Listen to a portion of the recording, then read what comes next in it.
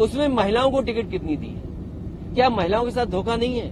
और फिर मध्य प्रदेश है और प्रदेश हैं, दिल्ली का चुनाव होने जा रहा है। ये तो बीजेपी के लिए टेस्ट है कि अगर आपने लोकसभा में नारी सम्मान को लेकर के आपने इतना बड़ा फैसला लिया हो, क्या आप मध्य प्रदेश में 33% अपने संगठन की महिलाओं को टिकट देंगे कि नहीं देंगे?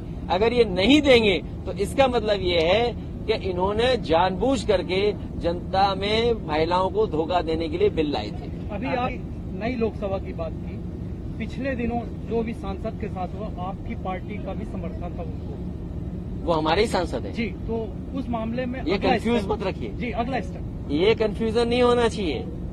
जब जेडीएस के बड़े नेताओं ने कहा था तो ये गठबंधन के प्रत्याशी हैं। ये अलग बात है कि उन्हें बीएसपी से टिकट मिला था, लेकिन वो सपा और बसपा के गठबंधन जीते थे।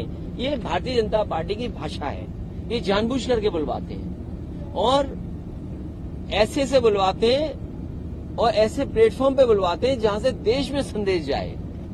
लेकिन लोकतंत्र में और जो मर्यादाएं हैं उसको लांघना नहीं चाहिए, चाहे भाषा से चाहे व्यवहार से। अपनी भाषा से व्यवहार से किसी को भी मर्यादा नहीं लांघनी चाहिए। और मैंने तो ये कहा कि उन्हें आजीवन बैन लगना चाहिए। कुछ लोगों को आपने देखा होगा हेट स्पीच में या किसी कानून के उसके अंदर उनकी सदस्यता चली जाती है, 5 साल की सदस्यता जाती है, 6 साल की सदस्यता जाती है। ये ऐसा काम किया है लोकतंत्र में जिसमें आजीवन इन पे पाबंदी लगनी चाहिए लड़ने की। सबसे बड़ी बात को टिकट दिया जा रहा है, क्या लगता है बीजेपी चाल चलेगी कि कई मुख्यमंत्री होंगे। सोचिए, पहली सूची में मुख्यमंत्री का नाम नहीं टिकट का, आप सोचिए। तो ये कई दावेदार बनाएंगे, जैसे उत्तर प्रदेश में इन्होंने 10 दावेदार बनाए थे, हर जाति का एक एक वोट लेने के लिए। तो ये वोट लेने के लिए प्रत्याशी बनाए गए हैं, लेकिन इनका भविष्य कुछ नहीं है। अखिलेश जी है तो क्या महत्वपूर्ण कार्य किया जाएगा? मैंने अभी मंच से कहा, लक्ष्मण तिवारी जी ने कुछ बिंदु उठाए, जैसे कि घूम के जाना पड़ता है। टनल यहाँ क्यों नहीं?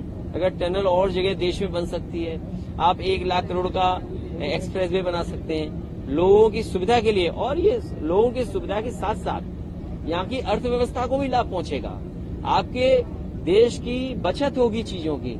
इसलिए टनल जैसी सुविधा हो, गौवंश का इन्होंने सवाल उठाया और इनके जो क्षेत्रीय सवाल हैं उसमें हम सहयोग करेंगे। अगर कोई विशेष बात भी होगी तो उसके भी पक्ष में हम। सबसे बड़ी बात अगर वो चुनाव लड़ने की इच्छा नहीं थी उनकी और वो बड़े नेता हो गए हैं, कहीं ऐसा तो नहीं उनकी इच्छा किसी और दल से लड़ने की हो? नहीं। अखिलेश जी, सबसे बड़ी बात जो हारने वाला दल है उससे कौन लड़ना चाहेगा? तो हो सकता है उनके अपने व्यक्तिगत विचार इस तरह आए हों, वो उनकी अपनी पार्टी का अंदर मसला है। अखिलेश जी, जब चुनाव आता है तब अब आपके पार्टी का याद आता है। क्या बात कर रहे हो आप? तो जिस तरह से जो अरे पत्रकार साथी, क्यों ऐसा कहते हो? हम तो हमेशा मध्य प्रदेश को याद करते हैं और मध्य प्रदेश तो हमेशा आते हैं हम लोग। विधायकों को टिकट के लिए जैसे पुष्पराज सिंह हमारे आपके समाजवादी पार्टी में आए, और भी नेता आए, लेकिन चुनाव के बाद तो वो दिखते नहीं है। कोई बात नहीं, ये हमारी पार्टी नई है, हमने बहुतों को प्लेटफॉर्म दिया है, बहुतों को सम्मान दिया है और ऐसा सम्मान दिया है दूसरे दल भी सम्मान दे रहे हैं। अरे कभी ये जो आप सवाल हमसे पूछ रहे हो, हमारा इकलौता विधायक था, सोचिए कितनी खातेदारी होती थी उसकी।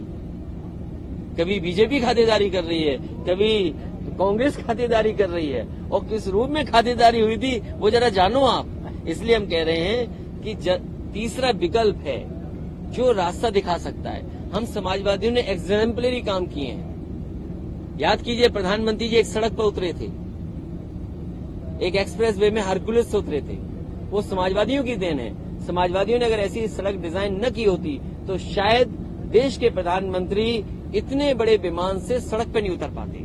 और अभी मध्य प्रदेश के एक प्रिय ठेकेदार ने सड़क बनाई, हमारी बुंदेलखंड एक्सप्रेस वे, प्रधानमंत्री ने उद्घाटन किया, बारिश हुई, सड़क ढह गई।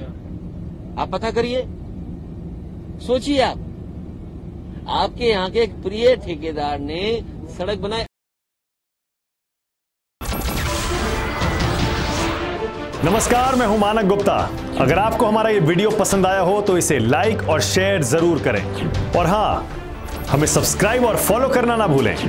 ताकि आप देश और दुनिया की कोई खबर मिस ना करें। तो जुड़े रहिए हमारे साथ और देखते रहिए News 24।